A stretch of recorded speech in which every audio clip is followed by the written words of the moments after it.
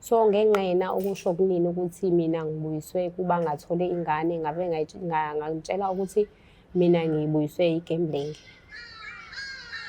Hayi cha sisi. Yithi uyadlala? Serious.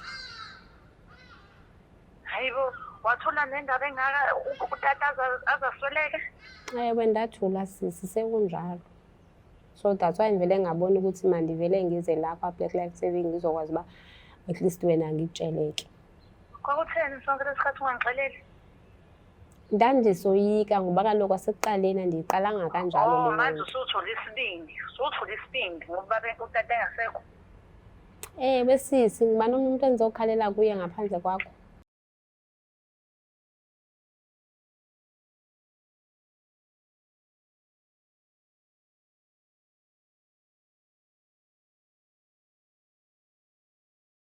Sanibingelela bonke ababukeli be-Black Life TV nihlelo lo Star kwesinye isiqephu izimfihlo. Namhlanje vashela udadewethu othi kena unemfihlo afisa ukuyidalula kudadewabo. Sawubona njani? Ngiyaphila sisi njani? Ngiyaphila. Ngicobingela ababukeli emakhaya usho ukuthi uqhamuka kunendawo. Ngiyabulisa ababukeli emakhaya. Ngiqhamuka e-Eastern Cape. Qhamuke e-Eastern Cape. Yebo. Ubekwa yini la namhlanje? Namhlanje ndibekwa kuba nginemfihlo engayifihla about 3 years. Usister wami akaze ngimtshele. Okay. Yebo. Iqala kanjani imfihlo? Imfihlo yami ngahamba ngayoshada. Ngiyoshada la kwalapha e-Eastern Cape. Okay. So ukushadeni kwami ngafike ngahlala u2 years emzini. After 2 years ngafunda ukuthi khona lento kuthiwa ukugembula. Okay. Ngase ngihamba ngamane ifaka indoda imali ngomhla ka25 ngithathe wonke lo 5500 ngigembule ngawo ntambamba ngicine ngingabi namali yokuthi ngihambe ngiye endlini. Imake. So umyeni wakho bekunikeza imali engango 5500 yes. Lo mkhuba uqala nini? Lo mkhuba uqale ngokusendendile. Nakhona kule ndawo ngangena ngiyochama kubonela nje ungena endaweni uyochama uthi mawubuka ubone ukuthi hayibo khona abantu besifazana lana kwenziwani so ngagcina nami ngiyenza ikhadi lami. Kwisuku lokuqala ngaya ngafaka u100 naphuma no4000. Okay. So wacaba lento iyangena so ngabona ukuthi it's a easy way because lo 5000 ndiyokha apha. Kwami ndino2 room noronta. Okay. So ngive ngibona ukuthi okay mangihambe ngayodlala ngizokhona ukuthi kwelisonto mhlambi ngawuthola u10000 ngizokwazi ukuthi ngithenge mhlambi ngenze ubuilt in wekhabhathi lontiyo yabo. Yagcina indingena kanjalo. Uthe sekusuka lapho seningakwazi ukuhlala apha endlini anikwazi ukuhlala nemali ngisho sebuyile yena ngiyakwazi ukuthatha imali ekufanele aphindele ngayo eGoli ngihambe ngiyoyigembula and ndinezikweletu ngathi yimina luklokhayo lapha ya eGoli. Sho imake manje awunazo yini ingane ngoba uthatha yonke imali akunika yona? Nginazo ingane kodwa uneyakhe yena elingana neyami. Okay. Ngo2017 zo2. Okay. So wathi ena ngoba utata semdala ansenayo mama ucela ndize nayo ingane apha kuwabo. Kwa right ke kwamnandi kodwa benikwazi ukuzishiya u3 days lezingane ngoba anginayo imali yokusuka edrobheni ngendlini. Usudliwiwe? Sengidliwe. Manje ke na kulo mali lo usuke iphethe wena akusaclick enengqondweni ukuthi ke na athi ngibeke oku100 iyasanganisa mntaka malento uyabona njengibona abantu aba-right abahlala emgaqweni ayikho enye into igambling. Othisha abasemgaqweni odokotela basemgaqweni. So kahle isifo. Isifo iyafana newunga. Uyabona nga-endapha ngibona ukuthi mani ngiyamhlukumeza lo muntu because ugcina ngokuthi ana makabani ngicela uyiyeke lento. Uyayibona ngave ngabona ukuthi angimiyeke aphindele eGoli bese ngiyahamba mina ngekhaya angishongo lutho kuyena. Ngavele ngavuka ngo4 ngaklina ngenza yonke into ngakhiya ngathatha imbuzi ngazibeka next door because sasinembuzi. Ngasho ukuthi kunenkinga ekhaya ngifuna ukusho ukuthi kwenzakalani ngami. Awufuna ukusho ukuthi usiyahamba wena. Lapho-ke ngibona ukuthi noma sengifonela uyasho nje ukuthi uyafona kodwa uyeza ukuthi andikho sendlini. Phara phela mina likamakoti. Mina ikhethemiya mina ngiyothulela emgaqweni. Sure. Mina uthe kusobona uba ndihamba lezi ndlela bangethula isikhafu bangethula ikheshemiya. Hawu.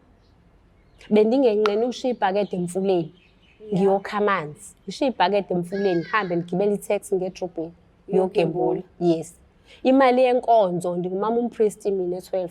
Imali yenkonzo ibihlala kumina kodwa bengikwazi ukuyithatha le mali ngoba ndiyazi ukuthi izofuneka ngesonto and akhapho ngizoyithatha khona. Ngihambe ngiyoyigembula ngoba nginelathemba lokuthi ngizobuya netho. Ngibe ndizobuya ningaphethanga lutho. Uthe sekusuka ayapho-ke ngithe kokuhamba kwami kwacaba ukuthi manje ngihlwelwa. So indaba yegembula-ke ngingena abantu abaningi. Ngase ngithola umfananyana wayongilalisa kwakhe. Ngeke uhlanganise kubisi nekati. Ngingakuthatha mina ngithi ngiyokulalisa. Ube ungumfana kodwa ngiyazi ukuthi ngoba sinemizwa sobabili kwagcika kwenzeka lo something. So ngalelo langa-ke kulapho-ke ndathola ingane. So wamitha. Ngamitha. Saqabana lapho ngalento yegambling. Ngagcina mina ngidikila imina wrong. Angazi ukuthi sengikhulelwe. Usegoli yena. Mina ndihlala ngedwa kwami. Saqabana ngahamba ohamba kwami ngahamba ngayohlala emnganini la eduze kwale ndoda. Kwayena umngani ngithole lapha ku gambling. So ngithe sendine 3 months ndingekho kwakhe. Usegoli yena emzini sekujonga abanye abantu. Washo ukuthi uyafona yena ukuthi ucela ngiyohlala eduze kwakhe sizokwehla sesizokwenza lonto sobabili ngoba uyabona ukuthi iyangiphazamisa lento. Uyayibona? Okay, mangifika khona ngithe ngifika ngabe vele sengino 2 months full pregnant. Sure. Ngimbona yena Lapha ukuthi akasolanga lutho.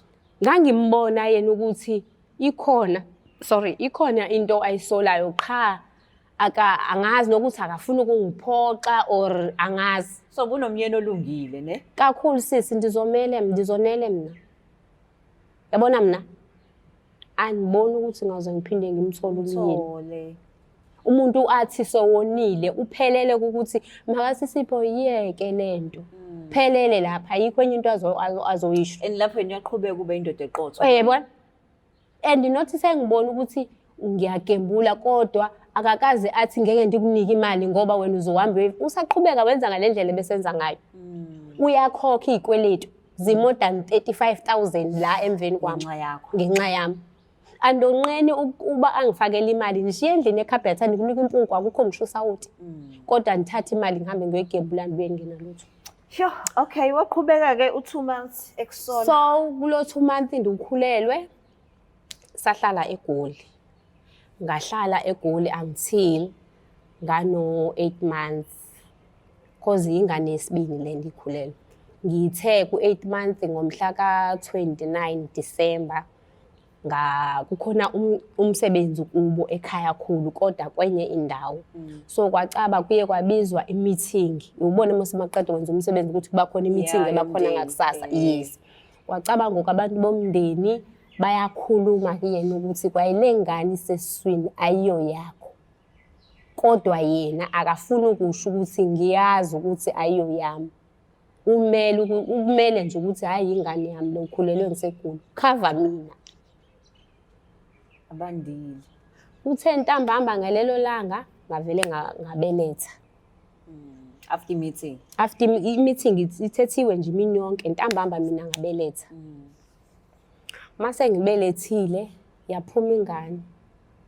Phela ingane kumele iphume inalo noba luzwane lalwanzini. Yaphuma ingane yale. Ngazi noba ngabe fama ngayithi igama lakhe ngathi ngumgembuli. Avele yaphuma ingane sisi ingakhombi kwayila. Isayiphuma nje. Endikuleso sikhathi iqhubeka nenhlizweni yakho. Ngaleso sikhathi nginawo unembeza. Kodwa ngiyabona ukuthi uyabona uba ndike ndasho iqiniso la. Uzozixhoma lo mfana. Ngalendlela ngibona ngayo. So abasekhaya I'm sure izalukazi zafika phela zizokuthiwa umakoti utholile ingane. And Zifikile already- siza actor ngathi ukumbona umuntu owenzelelayo ukuthi wonqena nokudanisa unyana kodwa uyabona uba yeyi ayingomgubo wengxowenye lo. So bathula Bathula yaze yangakanani ingane. ithule ingane yaze yathi 3 months. Kulapho-ke mina ithe mayithi 3 months ingane ngavele ngathatha umthwalo wami ndagoduka. Wagoduka. Sure. Okay, wena uyimoshele. Manje-ke usuyonile le ndoda wabona nomndeni. Usugodukile. Ufika uthini ekhaya? Ndifike ekhaya ndatsho kutata ukuthi ndohlulakele. Ngiveze into ye-gambling kutata. Andiyivezanga into yomntwana. Utata njengoba engekho manje walala ngomhlane wazi ukuthi ingane yasemzini. Yasemzini. So ubaphoxile nabasekhaya. Nasekhaya ngibaphoxile obvious. So manje-ke nanisanayo i-relationship nayo lo myeni wakho? Asinayo mntakama. Le ngane le ka-2017 yona? Ibivele ibingeyo yakhe. Ngaya naye emzini. Okwakuyeyakhe. Yayingeyo yakhe yena. Ngaya naye emzini. So nayo wayithatha wagoduka nayo? Nayo ngayithatha ngagoduka nayo. Yeah.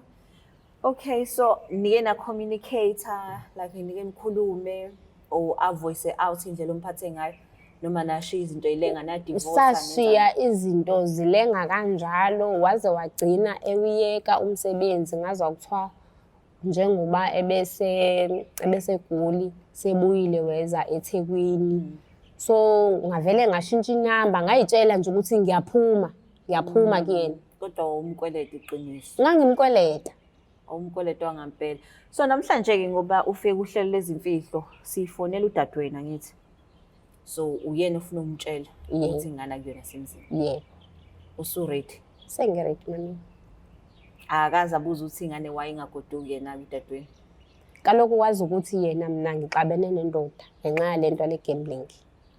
So ekhaya kudume igambling. Kudume ukuthi yimina omoshile emzini ngento ye-gambling ngoba kaloku bengiliphara likamakoti. Nayizwela-ke usisi uthi-ke na ekhaya wabika ukuthi i-gambling yona emxoshise emzini. Kodwa-ke namhlanje ufuna ukutshela udadewabo ukuthi-ke na i-gambling akuyona kuphela into yamxoshisa kodwa waxoshiswa ukuthi wafika nengane ekhulelwe 2 months and namhlanje ufuna ukutshela udadewabo unfortunately ubaba wakhe usashona-ke kodwa udadewabo usakhona. Asimfonele udadewabo.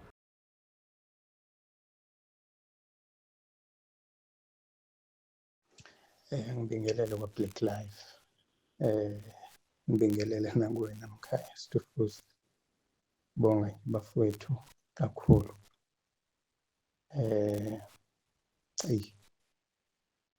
Angazi ngingabonga ngithini Mkhaya wami. Angazi ngingabonga ngithini. Futhi nje kahle sakhishelwa inkosi ngapha ngakithi high flats. Sakhishelwa inkosi nje ukuthi uhambe uyofika la ukhona ufike wenze izinto ezinhle ozenzayo ezinhle kangaka bafowethu. Ngumuntu ogembulayo Mkhaya. Kumuntu nje ogembulayo kakhulu ngiyayithanda into yokugembula noma ngingagembuli njalo but nginakho nje ukungena ku-Hollywood nakwamanye amakhasino khona la efonini. Ku-Hollywood nje kakhulukazi bengingakaze kufike la kuleli zinga ukufike kulona. Ngithi nje angibonge kakhulu nama ngikholwa but nje kuyenzeka bafowethu kuyenzeka kakhulu. Ngisacela nje sithembe ama-products akwa-Black Life asebenza kakhulu. Kukhona nje amanye kade efika I think last week efika for udadewethu naye uqalile kuwasebenzisa izolo. Naye uyangitshela ukuthi ayikhona imehluko awubonayo. Mina-ke ngangithatha ikhombo i-gambling dadewethu uthathe iwasho zokususa amathunzi amabi namabhadi. Mina nje ngabona ngo-day 2 guys. day 2 ngiyisebenzisile lezi zinto.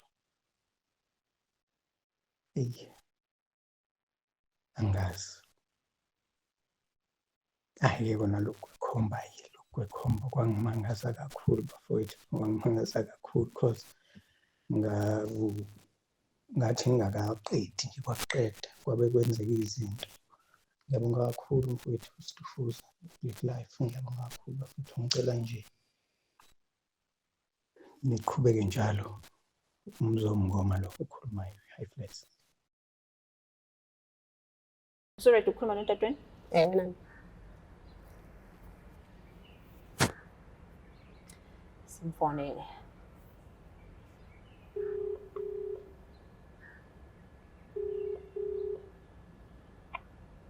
Hello? Hi sisi, unjani? Ngiyaphila njani? Ngiyaphila. Ukhuluma noLongstar la wakwa Black Life TV. Uhlelo lwethi-ke nasikhipha izimfihlo. Singakwazi ukukhuluma? Sakhuluma. Ngiyabonga kakhulu. La ka Black Life ngihleli nodadweni omdala, uthi unodaba afisa ukutshela lona, ngisacela umlalele. Ngiyabonga. Yebo sisi, Sisi njani? ngiyaphila. Ngiyaphila. Sisi, angizuba mude kakhulu. Namhlanje ngifuna ukuconfessa kuwena ngoba nobaba uze wabe akabikho ngingamtshelanga imfihlo. So njengoba lapho ekhaya nazi ukuthi mina ngabuyiswa igambling emzini. Emzini ngabuyiswa ukuthi ngathola ingane kwenye indoda. Hayi. So ngaze ngabe ngiyahamba ke. So ngenqena ukusho kunini ukuthi mina ngibuyiswe kuba ngathole ingane, ngabe ngangitshela ukuthi mina ngibuyiswe igambling. Hayi cha sisi. Yithi uyadlala. Serious. Hayibo, wathola nendaba engaka utata azasweleke? Ewe ndathula sisi, sekunjalo. So that's why ngivele ngabona ukuthi mandivele ngize lapha Black Life TV ngizokwazi ba at least wena ngitsheleke. Kwakutheni sonke lesikhathi ungangixeleli? Ndandisoyika ngoba kaloku asekuqaleni andiyiqalanga kanjalo le manje nto. usuthola isibindi ngoba utata engasekho. Besisi, ngiba nomuntu engizokhalela kuye ngaphandle kwakho. Awunasihloni. Hayi ke sisi, uyosongixolela ke sekwenzekile. Igambling. Usathi sibabaza lokho. Ingane akuseyona yakhona. Jo. Sisi. Hayi, angazi noma ngizoyithini indaba yakho. Angazi ngempela ukuthi ngizoyithini. Ufuna kuthiweni ngempela? Hi sisi, unjani? Ngiyaphila sisi. Ngiyaphila. Ngiyezwa kuthiwa udadweni wanitshela ukuthi wabuyiswa igambling. Namhlanje usezothi-ke nanengane kanti akusiyona yakhona. Uzizwa kanjani ngiyezwa kuthiwa ubabona usashona? Ngiphoxekile kakhulu. Ayikho into yazi ngivusela ney'nhlungu zokuthi okubuhlungu nakho konke ubaba uze wahamba azi ukuthi usisi wami wabuya emzini ebuyele ukuthi wayenenkinga yokugembula. Manje usezongitshela ukuthi ingane nayo akuyona yakhona ebe-amitha ekhona futhi kanjani? Kanjani? So akhathi ebuya yena akaze asho ukuthi-ke nicela usizo-ke at least akwazi ukuphindela khona emzini wakhe ngoba phela igambling yalapheka. Akazi nje sisi, akazi nje akaze ebe nanomuntu ukhombisa nje ukuthi-ke khona inkinga naye ngaphezu kwe-gambling. Besithi sizama ukumlekelela kwi-gambling ukuthi aphume kwi-gambling.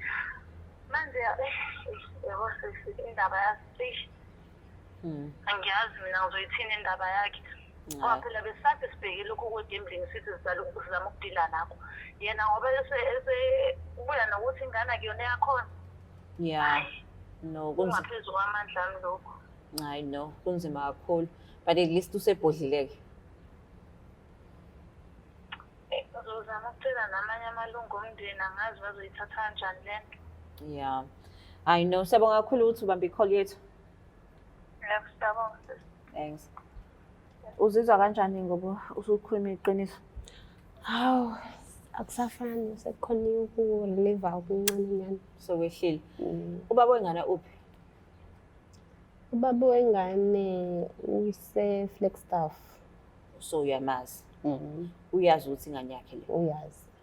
Oh, so u-involved kuyona. So abasekhaya kuphela de bengazi. Bengazi. So wathula wathini akhathi uphindele emzini ke wena?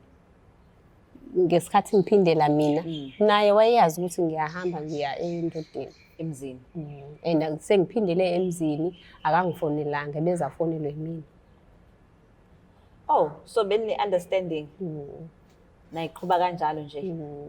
Wow, okay. I know.